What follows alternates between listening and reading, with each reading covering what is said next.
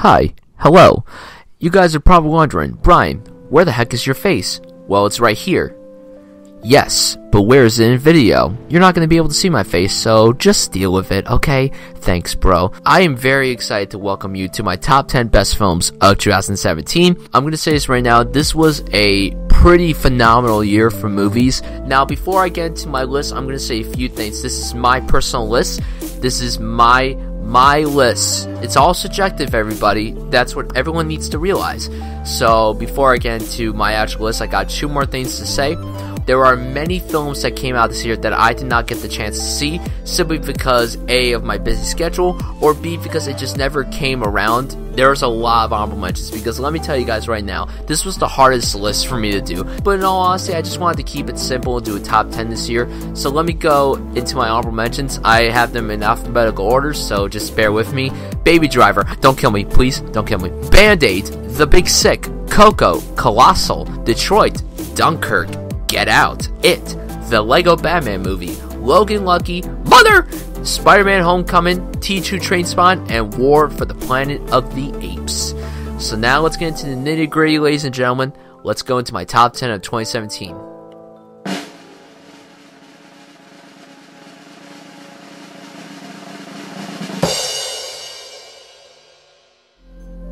Kicking off the list at number 10 is Guillermo del Toro's The Shape of Water. Now, this movie surprised me in many ways that I was not expecting at all. I'm not really a big romance movie fan, and it's weird for me to finally appreciate a movie that involves a woman falling in love with a sea creature. This film captured a lot of elements and put them into one about finding yourself, finding love, finding your purpose. It was all really beautifully handled. Like, the cinematography blew me out of the water. Doug Jones's practical creature performance was so good, and the rest of the actors, especially Sally Hawkins, crushed in this movie. I loved it from start to finish. I was really engrossed by what was going on screen. I really liked the setting. I loved the cinematography. The score was great. It just all around was a phenomenal romance movie, and definitely one of the best in the last few years. And it's not the only romance movie I have on this list, so just be prepared with that one, ladies and gentlemen.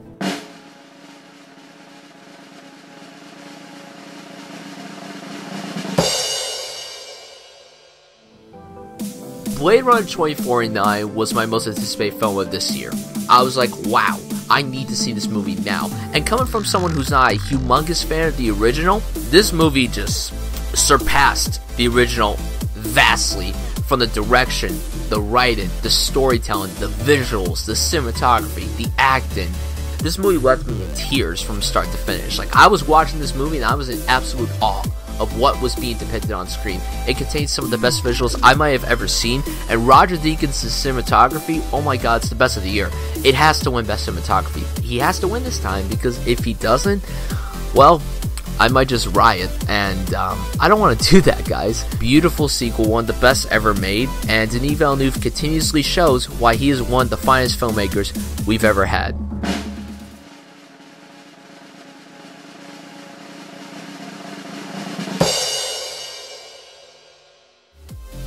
Now, hold your horses. I understand there are many people that don't like this movie. I understand a lot of people were really disappointed with this movie. This has got to be the most polarizing film of the entire year. If you don't like the movie, fine. If you like the movie, great. You're awesome. I thought Star Wars The Last Jedi was a blast from start to finish, and Rian Johnson took this film in ways that no one was ever expecting, especially for a Star Wars movie, and I gotta give him credit for that. From the fantastic storytelling to the brilliant visual effects to the amazing performances, Star Wars The Last Jedi was something that I've always wanted in a Star Wars film, to be original, to be different, to take risks, make you think a lot. This is the most thought-provoking Star Wars movie to date, and this one was brilliant from start to finish. Now, I will agree with people by saying that the Rose Finn Canto Bight storyline was a weak aspect of the film, and easily the weakest of the film. I understand that there are some issues with the way they told the story in this movie, and with some of the characters. I totally get it. I'm not saying this is a perfect movie, but it's a movie that just kept me thinking. It kept me on the edge of my seat from start to finish. I really loved the way they edited this film. I loved Star Wars The Last Jedi, and this is kind of a funny thing because since this is the 8th Star Wars film, it's my number 8 of the year, and when Force Awakens came out 2 years ago, that was actually my number 7 of 2015, so it's actually kind of a funny coincidence. It probably isn't for some Star Wars fanboys, Dylan, but you know what? I thoroughly enjoyed The Last Jedi quite a lot.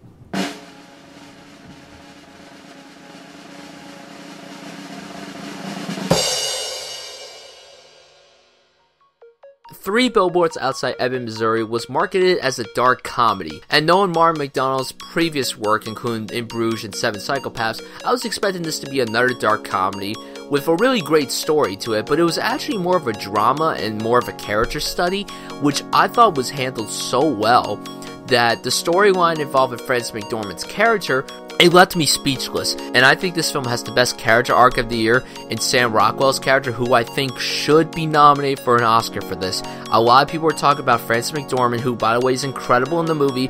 His performance is amazing. He's always been one of my favorite actors, and I hope he gets some recognition for this. The movie was really entertaining from start to finish, but it also had a lot of great somber moments, which I was really fond of, and that was probably my favorite aspect of this film. So Three Billboards, it's getting all this praise. Everyone's talking about it's going to get a lot of award nominations. It's a phenomenal film, and you definitely should not miss it.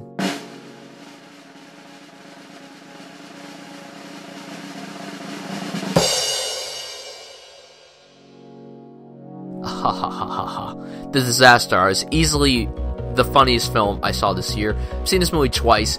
It's the most I laughed during any movie I watched this year.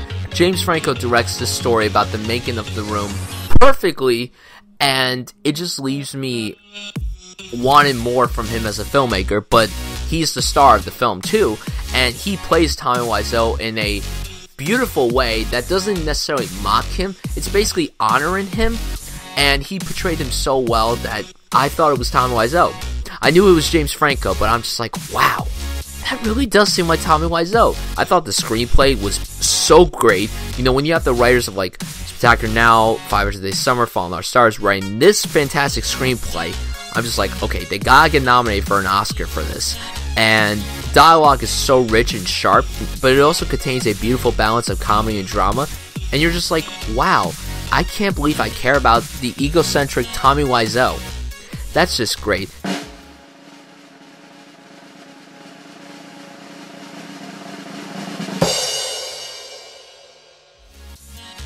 I loved this film from start to finish. I've been a big fan of Hugh Jackman as Wolverine for years, and he goes out with a bang in this film. Like, this performance is so good that it's getting ignored by all the award people. It pisses me off very much. Like, this is a beautiful performance. Like, what him and Patrick Stewart both do, they send off their characters in ways that I would not have expected.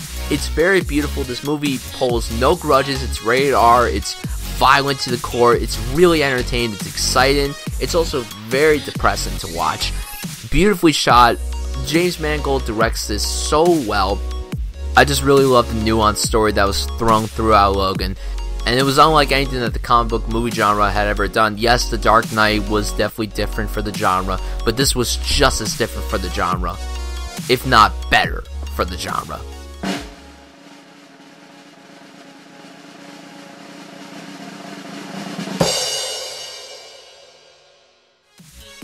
I'm not even going to describe to you guys what happens in the Florida Project. I'm just going to tell you guys to go see it.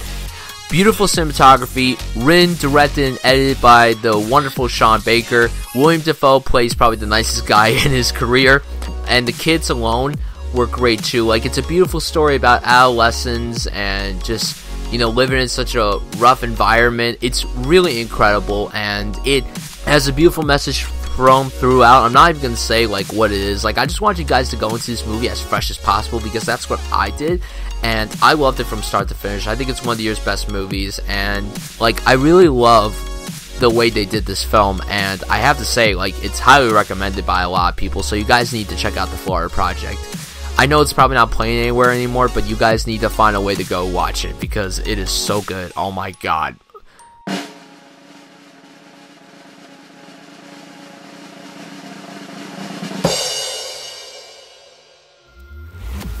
Now, Good Time is a film that a lot of people are not talking about either when it comes to the award buzz stuff. Robert Pattinson's performance in this film is my favorite lead actor performance of the whole year. His performance is unlike anything he's ever given in his career. The character is so unlikable, but you just feel for him every step of the way, and it's a beautifully handled story. Like, it's slow burn, it's high octane, the cinematography is immaculate, 35mm, kind of reminded me of Collateral a bit. Like, it had that feeling of, you know, taking place over the course of one night about some guy's shitty night. The score was so upbeat, but also very nerve-wracking. Like, it made my heart beat really fast, and it gave me chills, like, to my stomach.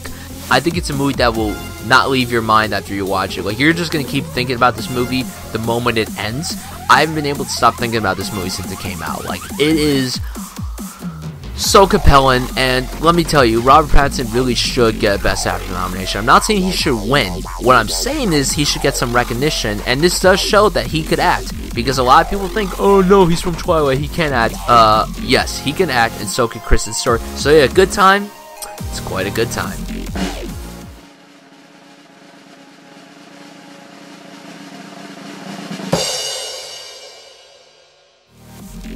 Yeah, Lady Bird is amazing, like everyone says it is, and it's hard for someone to not at least like this movie. Like, it's insanely good. The dialogue by Greta Gerwig and her direction, too, blew me out of the water. Saoirse Ronan is amazing and is my pick for Best Actress.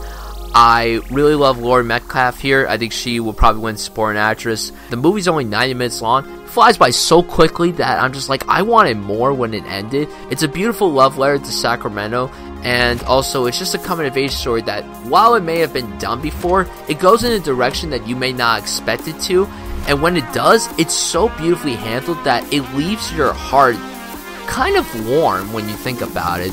I've seen it twice, and I cannot wait to watch it again and again when it comes out on Blu-ray. I'll probably see it a few more times in the theater because, you know, it'll probably get a lot of award nominations regarding the Oscars. Yeah, Lady Bird is incredible.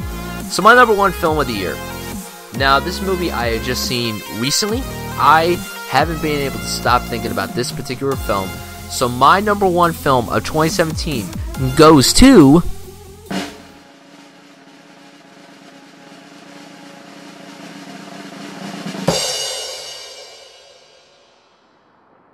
Oh my god, Call Me By Your Name. Wow. I just don't know where to begin with this, guys. Like, it is a story that took me off guard when I was watching it. It felt very raw and real, to the point where I felt like I was with Elio and Oliver, who were played terrifically by Timothée Chalamet and Armie Hammer, respectively. Also, Michael Stuhlbarg. Amazing. Like, the monologue he has at the end, oh my god, it left me in tears. And speaking of leaving me in tears, the last shot is the shot of the year. You're going to be thinking about all these perfect shots in movies from this year. The last shot of this movie is the best shot of the year. No question. I also love the way they utilize the music in this movie. I love the 80s Italy setting. I really love the screenplay. The dialogue was so good and so engrossing. Luca Guadagnino's direction, too. Superb stuff. Like, it's a beautifully constructed story. It's about finding your first love and how you feel when you first fall in love. It's really well done. This is easily the best film of the year for me. I just really was engaged by it from start to finish. It made me cry a lot. It made me smile. Like, it was a beautifully told story, and, you know, I cannot wait for other people to see this. I know it's probably going to throw a lot of people off, but in all honesty, I think it's worth the watch, especially if you're a huge film buff like myself, a huge cinephile, and a huge admirer of film. Romance fan or not, you must check this movie out. So Call Me By Your Name is my favorite film of 2017. So yeah, guys, those are my thoughts on my favorite films of 2017. I hope you guys enjoyed this list. Thank you guys so much for listening to this video. Coming up soon, my worst of the year, which is going to be very fun to make. I mean, let me tell you guys, like, oh, I cannot wait to scream. It's going to be insane. I might, you know, lose my voice afterwards, but you know what? It'll be worth it. But yeah, guys, please subscribe to this YouTube channel. Follow me on all social media platforms, and again, follow me on Letterboxd for all my ratings on movies, and a channel update will be coming soon as well. Thank you guys so much for watching this video, and I'll see you guys soon. Peace.